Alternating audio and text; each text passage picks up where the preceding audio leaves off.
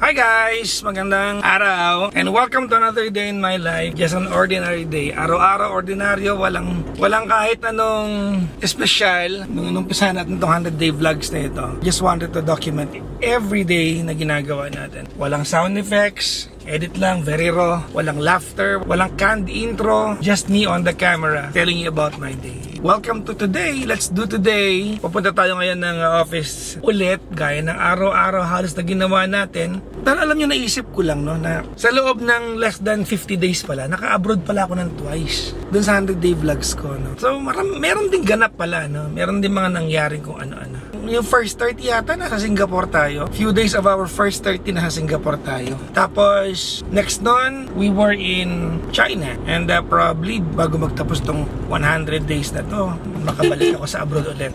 Feeling ko lang na makakabalik ako sa abroad. So yun, kasi may plano kami ni daughter to go out of the country. Kasi birthday naman yun ulit.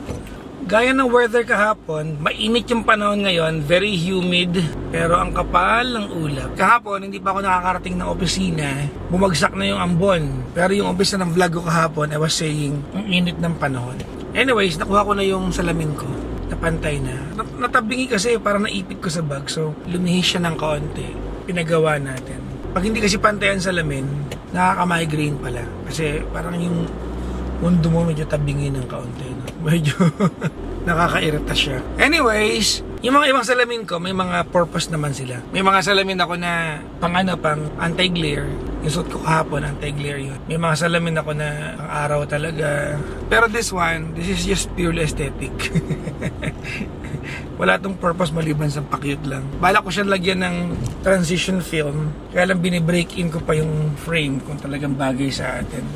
Medyo yung araw ko ngayon, medyo maiksi yung araw natin ngayon. Pero baka maisingit nating magpunta ng gawaan ng kotse kasi may binibenta sa atin yung tropa natin na gulong para dito sa kotse natin. At itong kotse natin na to, due na yung gulong neto. Expire na rin yung gulong neto. Sa mga hindi nakakaalam po, ang gulong po ng kotse ay nag-expire. Itong gulong nito malapit na mag-expire. So kailangan ko na siyang i-upgrade. So may tropa tayo na may bagong gulong at binibenta niya yung mugs niya kasama ng gulong. Ganda yung mugs eh. Matagal ko nang gusto ng mugs. At hulugan. Hulugan, kaya kinuha na natin. Sayang naman baka sa iba ibenta. Diba? Ito na ang Maynila ulit ngayon. Hindi ko alam kung may mga magbabago sa Maynila agad-agad kasi si Yorme na nakaupo. Dati kasi, itong part na to, nung ginagawa pa yung Skyway sa taas na yan, nagharang ng mga equipment itong contractor na Skyway along dito sa may Quirino. Tapos pinagalitan ni Yorme nung siya yung una nakaupo sa first term niya. May mga projects na naman yata dyan na may mga kalsadang yung dinadaanan natin araw-araw na naka one way. Hindi ko alam kung papaayos ni Yorme ulit ngayon. Pero parang inuunan ni Yorme yung mga basura sa Maynila eh. Kasi kahapon napanood ko sa news na merong garbage crisis ang Maynila. Kaya baka unahin yun. Hindi ko naman nararamdaman sa area ko yung garbage crisis ng Maynila. Pero ang dami kong friends from Maynila na nag-post about basura. So baka nga sa area nila ramdam yung garbage crisis. So far hindi ko pa siya nakikita sa mga nadadaanan na. Pero nai-excite na ako sa magiging linis ng Maynila in the coming months. Yan yung very raw na ginawa ni Yorme dati ng first term niya. So as usual, ito pa rin yung daan natin araw-araw. Hindi naman nagbago. Ito yung bagong tulay. Bagong tulay ang tawag nila when I was in college. Pero obviously hindi na siya bagong tulay kasi luma na siya. Nanakaw na nga yung mga railing sa kaliwat kanan Sa atin lang yung ganyan Pwede mo nakawin yung railings ng tulay. So paano pala kung yung railings na yan ay importante para tumayo yung tulay, hindi bumagsak na pala yan. Diba? Ninanakaw yung railings ng tulay. Nakakaloka. Mga kusihal na today kung po pwede on their inaugural session, after that kung po pwede ipasar nila sa lalong madaling panahon nang maabatan natin yung mga malalaki pang masamang epekto ng pagtambak ng basura. And as we all know, yesterday bumitaw na yung dalawang contractor o rolling contractor ng basura ng syudad And we cannot take it sitting down. Kakape, bawal. Chok na. Nasa office na tayo ngayon. Di papunta kami kay Atoy's Custom. Kasi pupuntahan namin yung gulong. May tropa ako na nagbebenta ng gulong ng kanyang sasakyan. So, check ko kung kasya dito sa may MUX. Kung kasya, bibili natin. Hulugan. Maraming salamat kay Jordan Cornista. Ating tropa nagpautang ng gulong. Malalaman natin. Tsaka first time ko mamimit si Atoy Custom. Kailan ba siya? Nakikita ko siya sa mga reels. Kaya dito na tayo ngayon. Naitimbre naman na napupunta tayo. Ay, punuan. Ay, siya. Ang dami. Mayroon pa nakapila dun sa labas. Ang sarap naman ng ganito negosyo. Ha? Good problem. Ang dami nakapila sa kanya. At Kabi bang, naitawag ko na sa kanila. Hintayin ka daw nila. No problem. Ingat, ingat.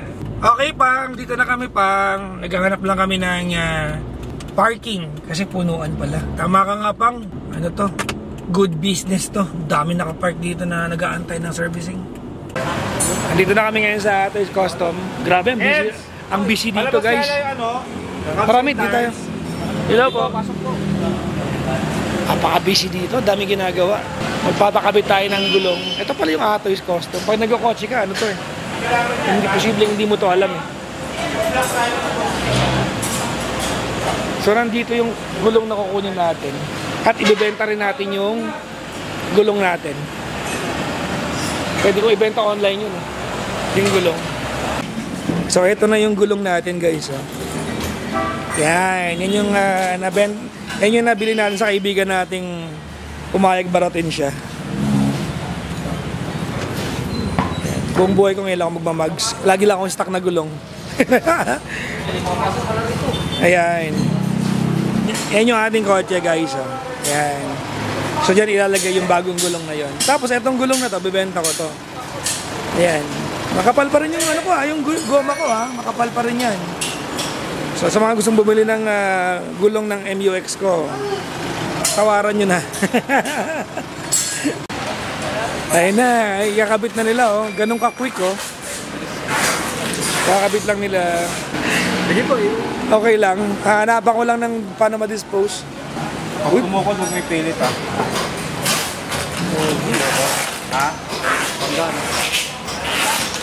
Tanggal cinder cup yan po. Ano po yun? Hindi yung lalapat, yung nakabanggal cinder cup.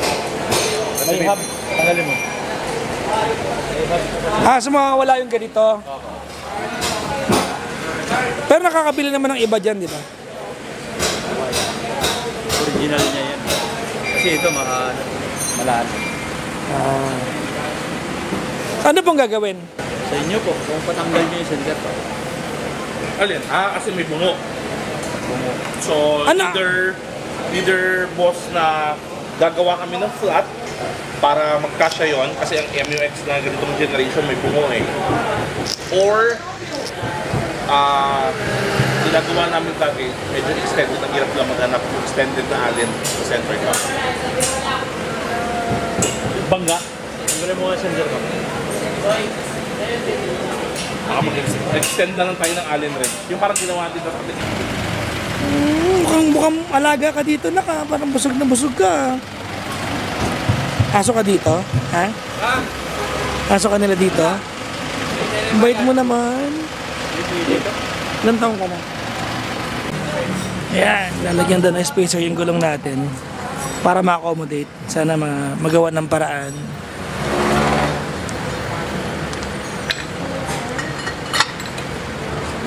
Pag nilagay po yan, papasok na. Makikita natin kung maganda tignan.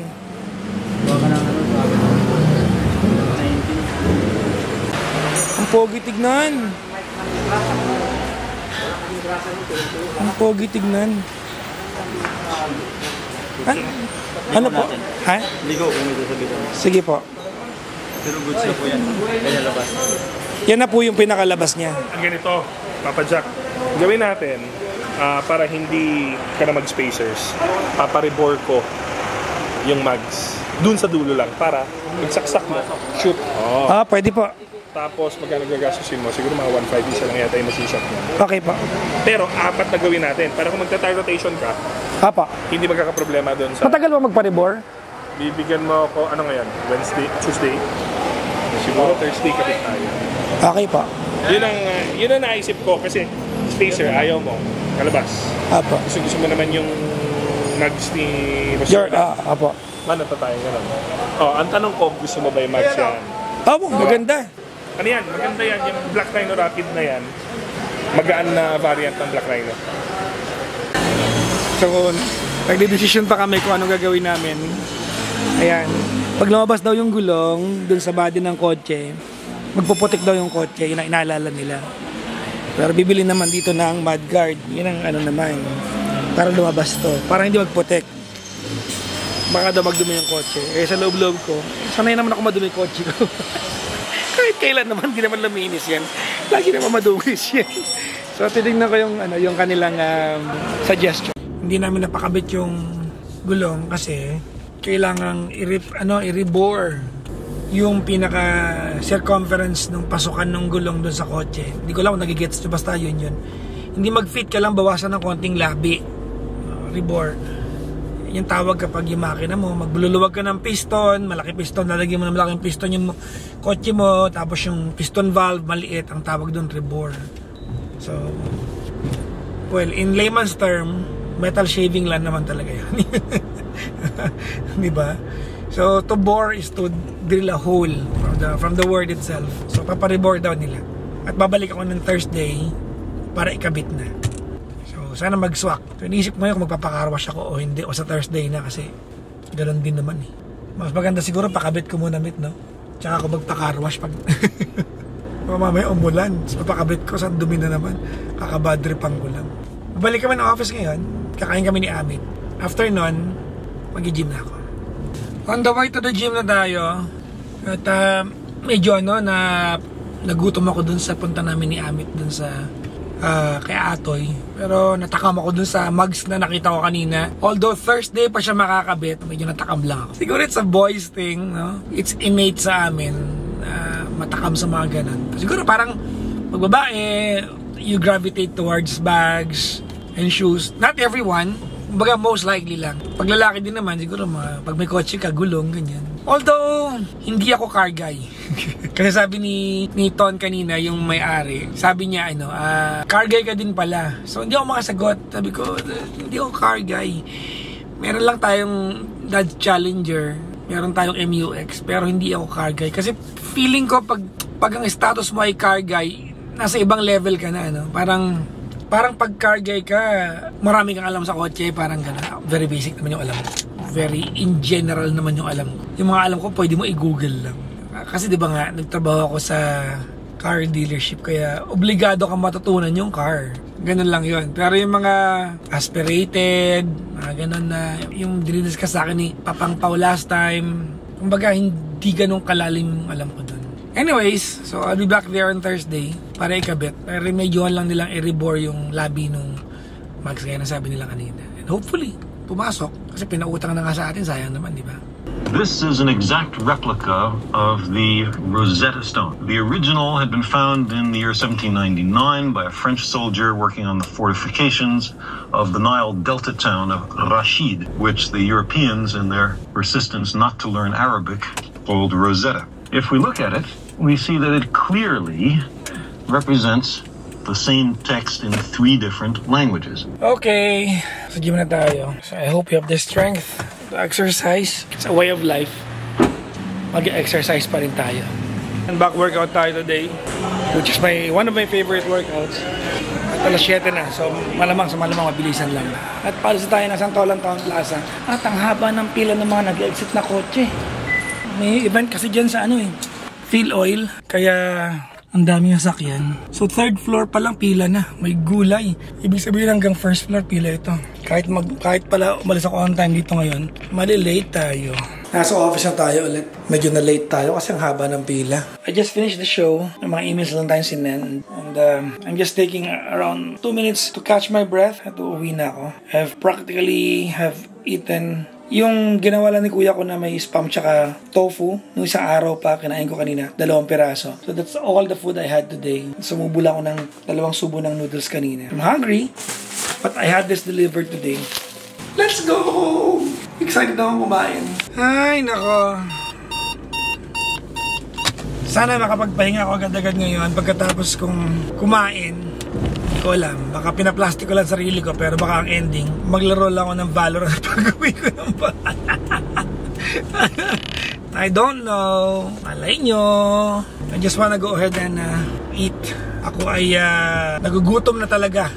Pag marami ka talaga ginagawa, nakakalimutan mong gutom ka eh. Kanina, gutom na gutom ako and I was contacting mga restaurants na binibilang ko ng pagkain. Tsaka yung grocery kasi minsan nagpi-PM lang ako sa kanila. And they're just gonna book yung pagkain papunta sa akin. Kakain na ako. Kanina, hindi ko lang nagloloko yung messenger. Natanggap nila yung PM ko parang an hour and a half later. Yung gutom ko lumipas na. Pero nandiyan pa rin yung pagkain. Hindi na ako nakakain. Iuwi ko na lang ngayon. So wala pa talagang practically full meal today. So I guess dito ko na tatapusin itong vlog na to. Thank you for watching my everyday. Maraming salamat. I appreciate you. Hindi ko alam kung may mahalaga nangyayari sa araw-araw ko at pinapanood niyo ako. But thank you. You guys are awesome. Bye-bye everyone. Bye.